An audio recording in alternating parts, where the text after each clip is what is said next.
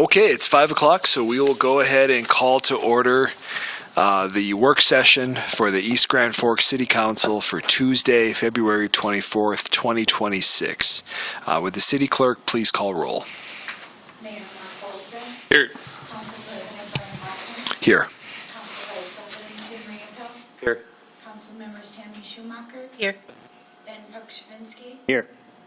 Dale Helms. Donald Casey. Karen Peterson. Here. Okay, we have a quorum. With that, we'll move into the agenda.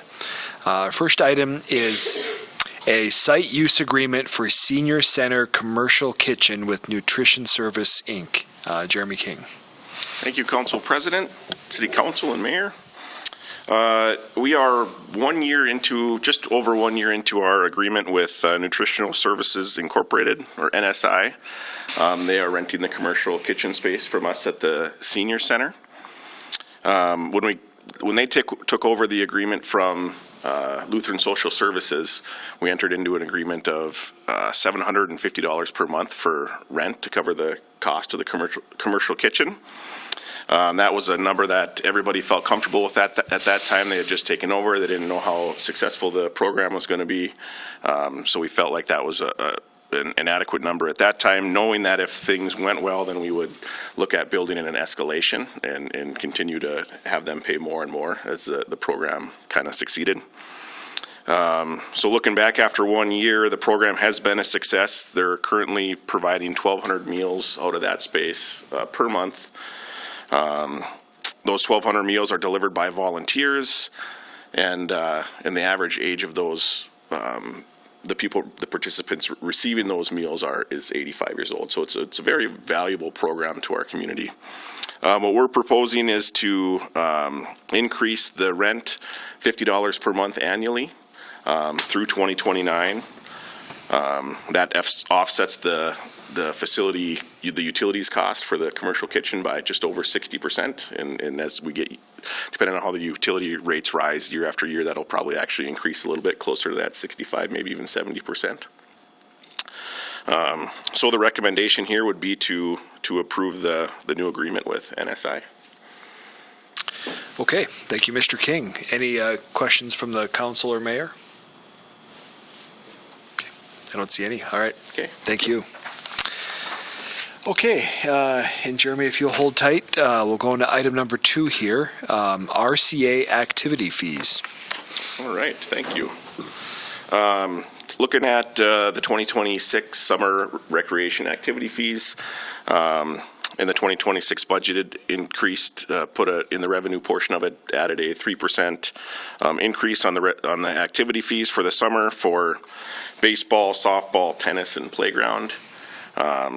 Been doing that year after year, consistently adding 3% to stay on top of inflation, which help us pay for employees and facilities, and that will continue to be the process as we go along through 26 and 27 and 28.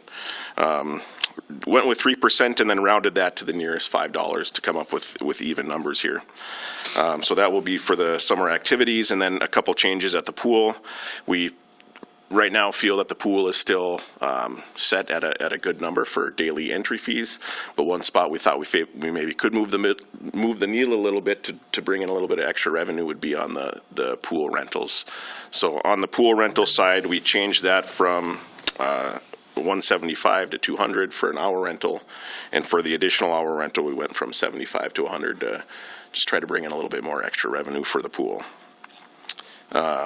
And then one other request for the pool is the East Grand Forks PTO has also requested to do the same program we did last year, where we at the end of the school year, we provided each student K through 8 with a daily pool pass, 1 day daily pool pass.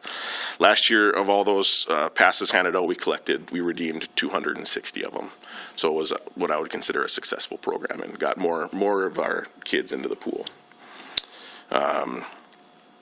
So recommendation would be to approve the fees as they're shown for you today, and then distribute the 1 free daily swim pass for all the students in the 3 school districts K through 8. Great, thank you. Any questions for Mr. King on the RCA activity fees? Okay, I see none. All right, thank you. Thank you. That'll bring us to item number 3, CMGC Legislative Action Day. Mr. Huttunen. Okay, thank you, Mr. President, council members, and mayor. Annually, each year, the Coalition of Great Administrative Cities hosts Legislative Action Day in St. Paul. This year, the event is scheduled for March 25th. Last year, mayor and a couple council members, Ms. Brockling and myself, attended to speak on behalf of the city and some of our priorities. Just wanted to bring some discussion forward to the council tonight. One, to see if there's any interest from any or all of you in attending that event. And then 2, any priority topics that we should get on our list to be able to discuss, and then ultimately be able to start scheduling meetings with legislators on those appropriate committees pending the topics of discussion. So I did, for the purpose of the meeting, just kind of list a few. I'll kind of walk through those. We do have, number 1, the state capital bonding request for our industrial park road and infrastructure. That, as you'll recall, we did have site visits from the Senate Capital Investment Committee. This summer, they were here in East Grand Forks, and then I went over to Crookston earlier in the summer and presented the project to the House of Representatives Capital Investment Committee as well. So there's at least some knowledge and understanding of the need we have on those committees, but certainly continuing advocacy for that, being that it's a bonding bill this year at the legislature, would be good for us to keep moving forward on. Number 2, modifications to the Border Cities Enterprise Zone policy. That we had on our list last year, and I think made some good positive headway with legislators. Ultimately, that's a tax bill item, and at the end of the day, it wasn't included in the tax bill. A year ago, the 5 cities that work together on the border cities and have the border cities tax credit availability, we had asked for the appropriation to double each year of the biennium. It's currently $750,000 a year, and we were asking for that to increase to $1.5 million. That, I think, is probably where it fell flat last year, being the tough budget situation the state is in. Anything that had a cost impact, especially in taxes, was frowned upon pretty heavily and scrutinized pretty heavily. So we want to revisit it this year, but we would plan to go forward without the ask for the additional appropriation. It would be more of a modifying the policy itself and who is eligible to receive border cities credits. And then for some of the other cities, more specifically, like the geographical areas, we're unique in East Grand Forks. One of the things that came out of border cities legislation post-flood of 1997 is our entire geographic area of the city is recognized as eligible to receive border cities credits. That's not the case in some of the other cities, like a Moorhead or a Dilworth, as an example. So they are asking for the law to change to allow their entire city to be considered eligible for it. I think the biggest change that it would make for us and for our business is asking to remove restrictions on the business types that qualify. Right now, recreation, tourism, hospitality type industries don't qualify. We've talked a lot at the EDA level about River Cinema as an example being one that doesn't qualify right now. And with the proposed change, they would. So if they made a substantial investment in their facility, their screens or their projectors as an example, then they would be eligible to receive credits off this program. So that's number 2. Last year we did push forward having the sales tax paid for construction materials on our arena projects be exempt or refundable is the way that program works. Again, that a number of cities and school districts were there asking for the same thing. None of them made it into the tax bill due to the cost of it. But that would be one that we can certainly pursue again if the council has interest. And then a couple of others not specific to the city, but the city itself as an organization, but happening locally that just to put on your radar. I was researching bills today just to see what was kind of in the coffer so far. The Potato Research Lab, Minnesota Department of Agriculture Research Lab, they have a bonding request in for $2.093 million to make some renovations and improvements of the lab here in town.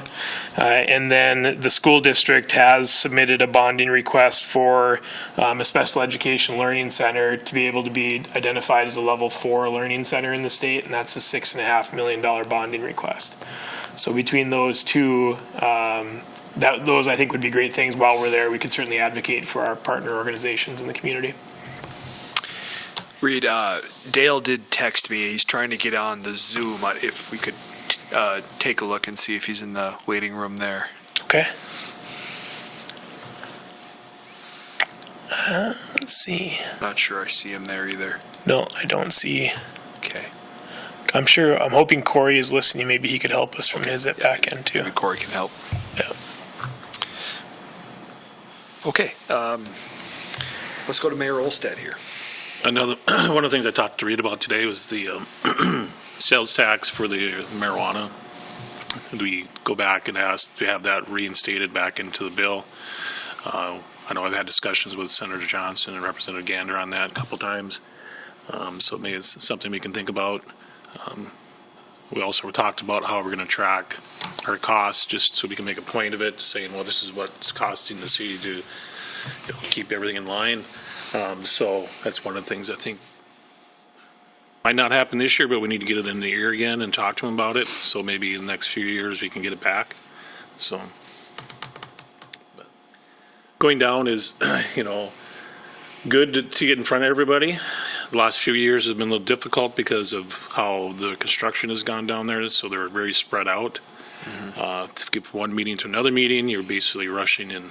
You get 10, 15 minutes with people, and then you're like, okay, I got to be over 2-3 blocks that way. So, but it's good to get in front of them. We get lucky because we have an extra senator out of Blaine, because he's originally from East Grand Forks, Mike Ruin. So, and he allows us to come meet with him. He normally wouldn't if he's not in his area, but we get to go see him, so he helps out. Okay. All right. Thank you. Anyone else have any thoughts or topics to cover at the Legislative Action Day? Yeah, I would encourage council members and staff, if you haven't attended before and if it works with your schedule, to attend. It's an interesting endeavor to go down to the Capitol. It's an honor to be there for business, and I think it's well worth the trip. So. And I would agree, Reid, supporting the other local endeavors, certainly the Potato Research Lab, I think would be a huge benefit here for East Grand Forks. And, of course, the school district. I'm not familiar with the special education facility, but, I think generally we all know there's a need there, and would be good to carry the message forward. Okay. Any other thoughts or comments on the upcoming Coalition Action Day? Okay. All right. That does bring us to the end of our agenda here for today's work session. So with that, we'd be looking for a motion to adjourn. Moved by Pakshavinsky. Is there a second? Second by Riepel. All in favor say aye. Aye. Opposed, same sign. Okay, motion passes. Meeting is closed. Thank you, everyone. I'll text Dale back.